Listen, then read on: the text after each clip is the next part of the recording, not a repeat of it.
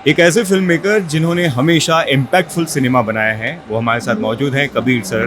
Kabir sir, पहले तो आपका स्वागत है एक फिल्म में, और ख़ास बात यह है कि मुकेश जी, जिनके मुकेश छाबड़ा के साथ आपका रिलेशनशिप कास्टिंग डायरेक्टर और डायरेक्टर वाला नहीं है, आपकी लगभग सभी फिल्में उन्होंने योगदान दिया है उसमें। जी जी।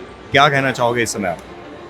अच्छा लग रहा है कि मुकेश के स्टॉल पे बैठे हैं at IFFI. IFFI is a very exciting festival. दुनिया भर से यहाँ लोग आते हैं, दुनिया भर के लोगों से आप बातचीत कर सकते हैं, बहुत सीखने को मिलता है, अपॉर्चुनिटीज़ अराइज होती हैं। माहौल आप देख सकते हैं कितना एक्साइटमेंट है। और चंदू चैंपियन की बात करें, फिल्म फेयर में बेस्ट एक्टर अवार्ड मिला कार्तिक को, आप खुद थे उस समय, वो मूवमेंट कैसा था? अच्छा था। I was very happy for Kartik. Kartik ने बहुत मेहनत करी थी। और पीछे देखिए आपके साथ मैं हक से गले मिल रहा हूँ बस। How are you? कब आए? अभी आए? मैं कल रात को आया बट यहाँ अभी आया। Okay. I'll see you around. Sorry, क्या बोल रहा था मैं? वो मोमेंट। हाँ, सो नहीं, वेरी हैप्पी वो कार्तिक। कार्तिक ने जिस किस्म की मेहनत करी थी चंदू चैंपियन के लिए, बहुत कम actors, I can tell you, I work with lot of actors, 1.5 साल अपना बिल्कुल ही सरेंडर करना, बॉडी ट्रांसफॉर्मेशन करना, बॉक्सिंग सीखना, स्विमिंग सीखना, स्विमिंग विदाउट योर लेग्स सीखना, going from 37 body percentage to 7% body fat percentage, आसान काम नहीं है। इवन शोल्डर इंजरी के दौरान हर चीज़, शोल्डर इंजरी, इलनेस, तो लड़के ने बहुत मेहनत करी थी। So I am very happy that for his performance, which I think is a fabulous performance, he is getting so many awards. I was with him that day जब उनको film fair award मिला। I am really happy. लेकिन Kabir sir, वो नज़रिया चाहिए, वो एक सोच चाहिए, दूरदर्शिता, कि कार्तिक को उस तरह के रोल में लेकर आए, क्योंकि उसके पहले तक वो जिस तरह का उनका एक टैग था या जो एक परसेप्शन है, और इंडस्ट्री हमेशा वो परसेप्शन के साथ खेलती है, लेकिन आपने उस लीग को, उस परसेप्शन को तोड़ा, ये इसके लिए मादा चाहिए होता है। देखिए, मेरी एक्चुअली अगर आप पूरी फिल्मोग्राफी देखें तो मेरा यही रहा है। जब मैंने कटरीना को न्यूयॉर्क में डाला था, बोला था कटरीना ऐसे रोल कभी नहीं किया है, जॉन ने ऐसा रोल कभी नहीं किया है, रणवीर ने कपिल देव की तरह उसने कभी ऐसा रोल नहीं किया, बजरंगी में सलमान ने ऐसा कभी रोल नहीं किया है। तो अब कार्तिक के बारे बोलते हैं ऐसा रोल नहीं किया है। बट फॉर मी, अगर आप वही चीज़ करना चाहते हैं जो वो कर रहे हैं सक्सेसफुली, उसको रेप्लिकेट करना चाह रहे हैं, तो फिर फ़ायदा क्या है? आपके लिए एक चैलेंज होगी, एक जर्नी होगी, जब आप एक एक्टर को लेके, अगर उसमें आप वो रॉ मटेरियल देखते हो कि आप अपने कैरेक्टर में ढाल सकें, मज़ा तो उसी में। So that's why all my entire life, मैंने I think I have gone against the grain. और जब when you able to pull that off, तब फिर मज़ा आता है।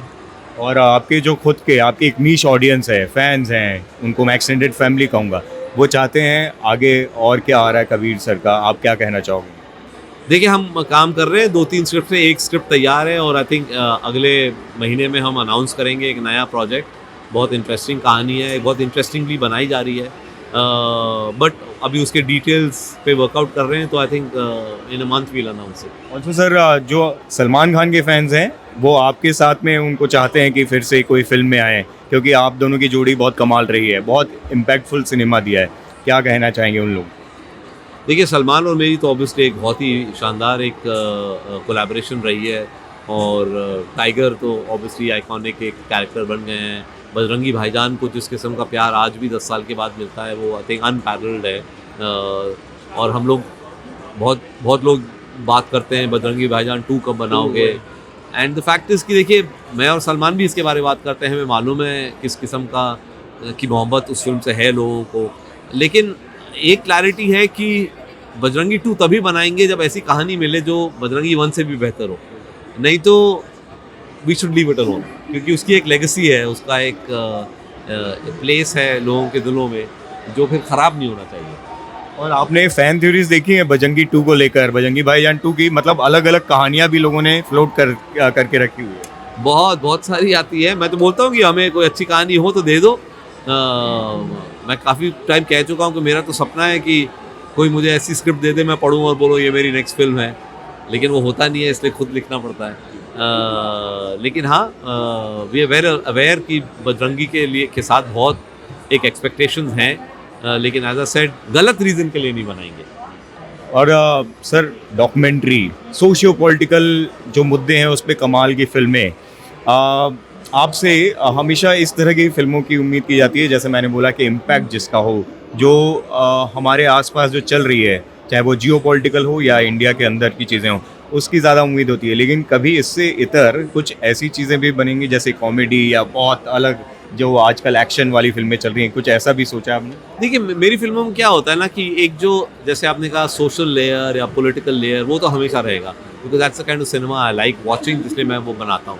लेकिन हाँ, अब एक फिल्म सिर्फ कॉमेडी हो, मैं उस तरह सोचता ही नहीं हूँ, मैं कहानियों के बारे में सोचता हूँ। अब उस कहानी में बजरंगी की तरह बहुत सारी कॉमेडी है तो आएगी, अगर उस फिल्म में टाइगर की तरह या फैंटम की तरह बहुत सारा एक्शन है तो वो आएगा। लेकिन कहानी मेन तो ह्यूमन स्टोरी होती है, उसमें फिर एक्शन भी आ सकता है, उसमें फिर कॉमेडी भी आ सकती है, ड्रामा भी आ सकता है, सब कुछ आता है। अच्छा, आपने लगभग सभी के साथ काम किया है। कोई ऐसा स्टार कास्ट है जो बकेट लिस्ट में है जिसके साथ आप काम करना चाहते बहुत यार, कितने हैं, कितने शानदार एक्टर्स हमारी इंडस्ट्री में हैं जिनके साथ कोलैबोरेट करने का मौका मिले तो बहुत मज़ा आए। Too many to even talk about. there's Shahrukh Khan, there's Aamir. Shahrukh ने मेरे लिए एक कैमियो किया था ट्यूबलाइट में, बट पूरी पिक्चर नहीं करी है। there's Ranbir Kapoor, there's so many of them। Thank you so much Kabir sir, और हमेशा वो जो इम्पैक्ट है अपने सिनेमा के ज़रिए समाज में देने के लिए, उसके लिए बहुत बहुत शुक्रिया आपका। और उम्मीद करता हूँ जो आपकी आने वाली फिल्म है वो भी जो अब तक प्यार मिला है उससे 1.5 गुना या उससे बहुत ज़्यादा आपको मिलेगा। Thank you.